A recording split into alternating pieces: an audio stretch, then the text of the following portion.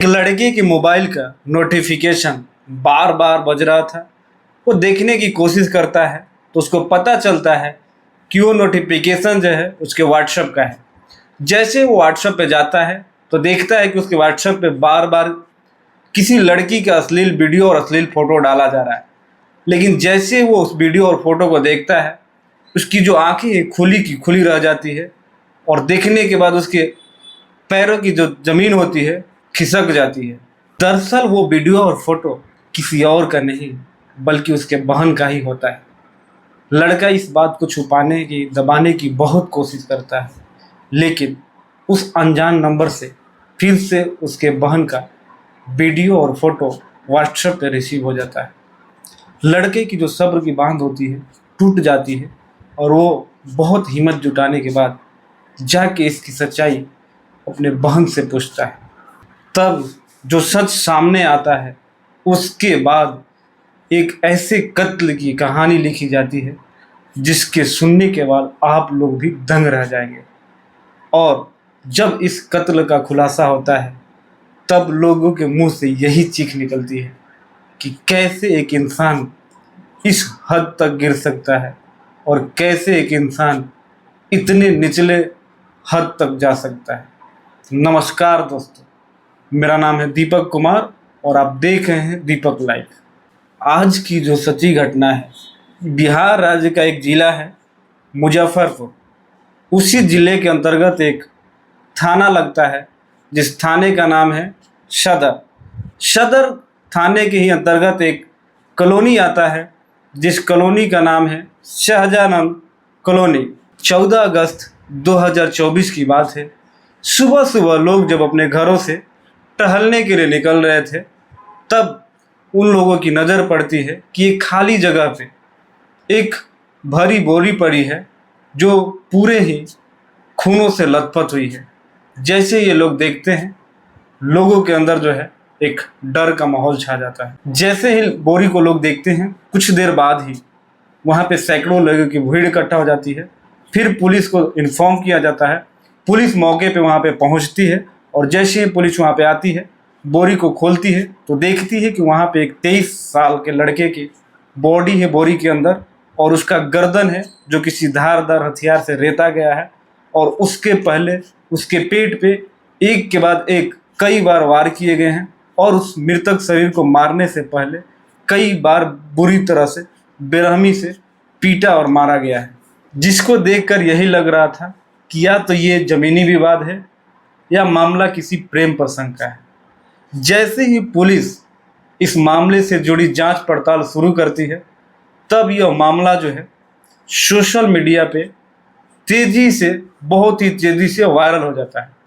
जैसे ही ये मामला सोशल मीडिया पे वायरल होता है लड़के के संबंधित कुछ लोग जो होते हैं थाने में जाते हैं और थाने में जाके कहते हैं कि हमारा लड़का 13 अगस्त को 2024 से लापता है और उसका फ़ोन भी नहीं लग रहा है।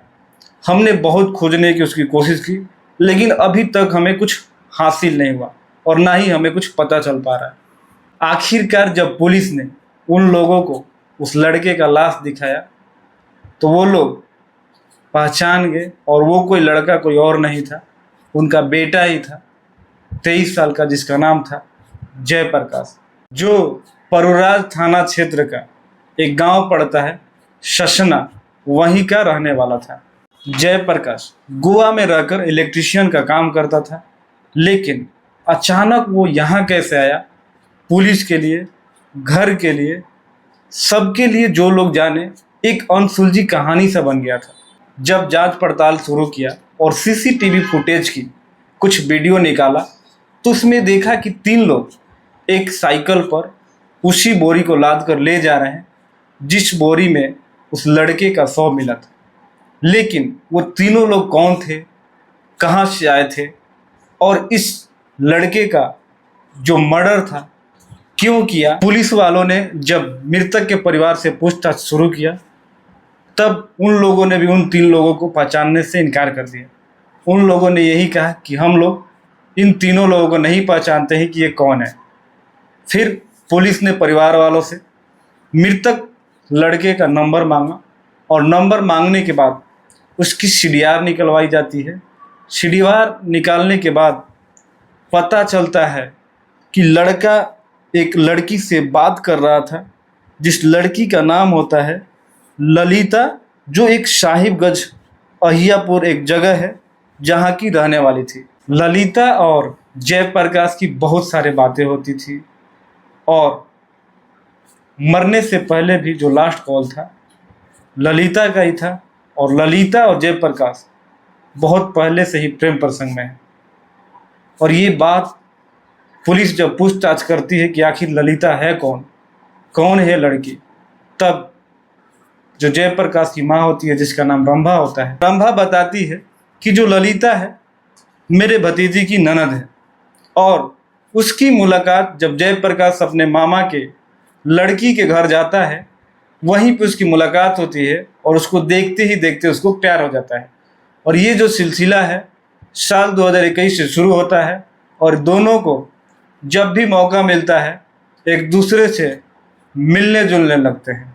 दोनों के बीच प्यार जो है परवान चढ़ने लगता है, आपस में बहुत सारी बातें होने लगती है और एक दूसरे के करीब आने लगते हैं और इनके जो शारीरिक संबंध है वो भी कई बार बन जाते हैं। लड़का कम पढ़ा लिखा था और लड़की थोड़ी ज़्यादा पढ़ी लिखी थी।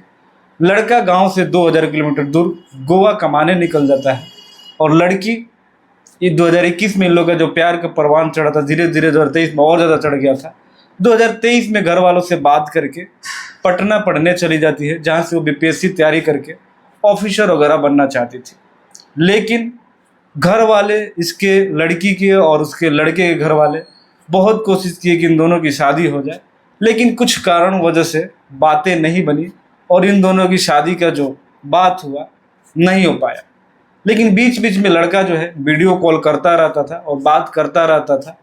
एक दिन क्या होता है कि कॉल के दौरान लड़की की तरफ से कोई लड़का दिखाई देता है वीडियो कॉल पे। तभी से जो जयप्रकाश था उसका जो दिमाग है सनक जाता है और वो ललिता पे भड़क जाता है।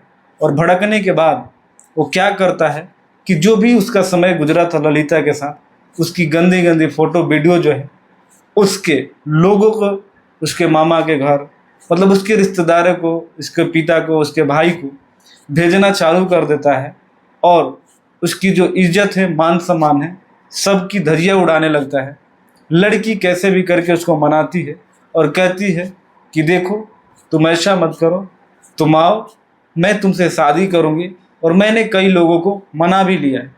लेकिन लड़का को लगता है कि उसने गलत किया है और लड़का कहता है कि कहीं मैंने तुम्हारे साथ गलत किया है तो तुम कहीं मुझे बुलाकर मरवा तो नहीं दोगी। लड़की कहती नहीं नहीं, मैं ऐसा कभी नहीं करूँगी, मैंने तो 2-3 लोगों को मना भी लिया है और तुम जैसे ही आओगे हम दोनों शादी कर लेंगे।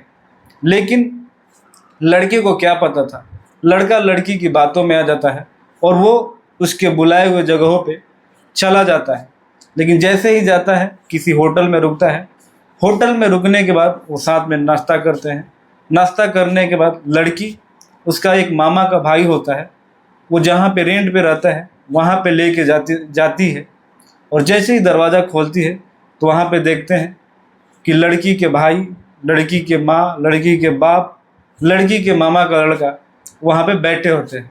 लड़का देखते ही घबरा जाता है और जैसे ही वहाँ पे जाता है उसको पकड़ के खींच लिया जाता है और उसको इतना मारा जाता है, इतना मारा जाता है कि पहले तो उसको बहुत मारा जाता है, अलग तरह से टॉर्चर भी किया जाता है। और मारने के बाद जब उसका मृत्यु हो जाता है, मृत्यु के बाद भी जब इन लोगों का मन नहीं भरता तो उसका जो गला होता है धारदार हथियार से रेत देते हैं, पेट पे लात मारते हैं, जिसके आग उसकी बाहर आ जाती है। बहुत बेरहमी तरीके से लड़के को मार देते हैं। मारने के बाद उसका गर्दन तक काट देते हैं। गर्दन काट के उसको एक बोरी में पैक कर देते हैं और पैक करने के बाद एक साइकिल पे, जहाँ पे ये घटना होता है उससे कहीं 100-200 मीटर की दूरी पे साइकिल पे ले जाते हैं। लेकिन ये लोग भूल जाते हैं कि इस सारी घटना की जो रिकॉर्डिंग है सीसीटीवी कैमरे में रिकॉर्ड हो रही है। तो दोस्तों, इस कहानी से हमें यही सीखने को मिलती है कि चाहे आप कितना भी बड़ा क्राइम कर लो, आप बच नहीं सकते। और इसका जो मामला है अभी पुलिस छानबीन कर रही है। लड़के की मां की रो रो के बहुत बुरा हाल हो गया है। दोषी बख्शे नहीं जाएंगे, मामला कोर्ट में पहुंच गया है। बहुत ही जल्द दोषियों को सज़ा मिलेगी।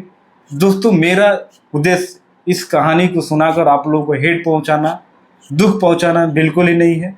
मैं आप लोगों को वीडियो के माध्यम से यही बताना चाहता हूं, जहां भी रहिए सतर्क रहिए, सजग रहिए। थोड़ा सा भी अगर आपको लगे कि कुछ आपके साथ बुरा होने वाला है, अपने फैमिली से बात करिए, क्योंकि जो चीज़ें हम फैमिली से नहीं बताते हैं, हमारी ना गैर मौजूदगी में पूरे दुनिया को पता चल जाता है और वो चीज़ पूरे दुनिया तमाशा बनाती है।